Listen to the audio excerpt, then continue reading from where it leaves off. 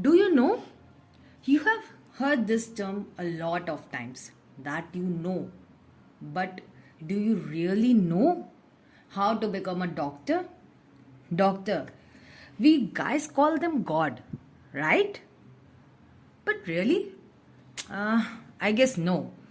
The doctor from start to end, the journey is really difficult. When that seed imbibes in the child that I have to become a doctor, there's definitely a strong reason behind it. Maybe any family situation that motivates her or him, or maybe that doctor who inspired the child in his or her childhood. But what now? Nowadays, the competition and financial conditions are making it more difficult and difficult. As when the child comes from a childhood to its adolescent age, they have to start preparing. Like they have to go away from their teenage life, like the life where we all have to go and go on with the things. New things are coming up in my mind, and studies. I don't think anyone likes that, but still, to become a doctor, the only motive is to study. Okay, first attempt नहीं हुआ, second attempt नहीं हुआ, third attempt ओह अरे these 3 years she और he is wasting the time. अरे कुछ और कर लेती. अरे यार इतने सारे कोर्स है, क्या सब डॉक्टर ही बन जाएंगे? या ये भी सब सुनना पड़ता है जर्नी में? Do you think the real mental torture, which is even more difficult than the preparation that the child is going on? And then he or she got a seat, gone through other processes and lot, and start doing MBBS. Yes, 9 semesters. Oh, the 1 year training is also. नहीं नहीं, ये 5 साल इतने आसान नहीं थे जितना मैंने बोल दिया है. But that dream, the seed imbibed in the childhood, that very much growing into a plant. And I guess that plant is in a progress of becoming a tree, which have a roots in them now. But what happens after so many ups and downs of 5 years? One becomes a doctor, and suddenly that society only changes their mindset and start praising you.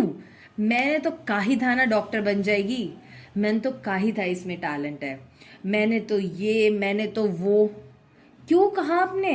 मैंने पूछा. पर चलो कोई नहीं, now तो I am a doctor ना.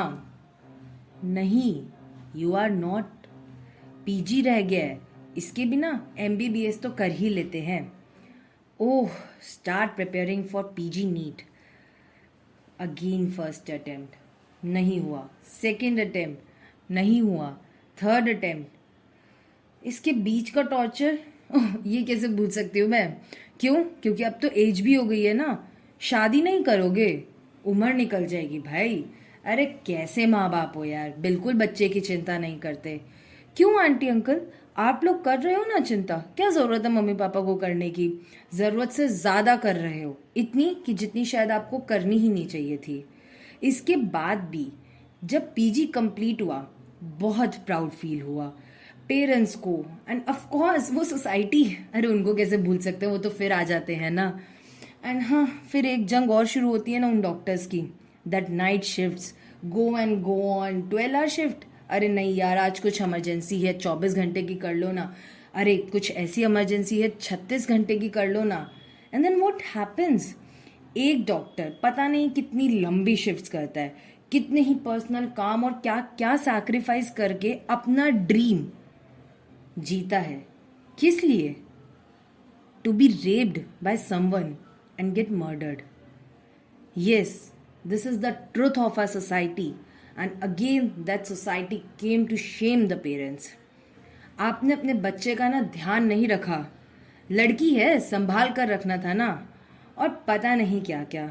And of course our government, इनका तो सबसे बड़ा कंट्रीब्यूशन है हमारे डॉक्टर को इतना स्ट्रांग बनाने में. But really just want to know this simple thing. It may be a simple but not. उस डॉक्टर की क्या गलती थी? क्या ये कि वो सबकी जान बचाने का काम करती है? क्या ये कि उसे अपनी जान की चिंता नहीं होती वाइल सर्विंग अ पेशेंट? या फिर क्या ये कि वो एक डॉक्टर थी? अगर इस बार भी जस्टिस नहीं मिला तो अब जान बचाने वाले की जान भी सुरक्षित नहीं है। अब तो हमारे डॉक्टर्स, सो कॉल्ड गॉड्स, वो भी सेफ नहीं है। Hashtag justice for them.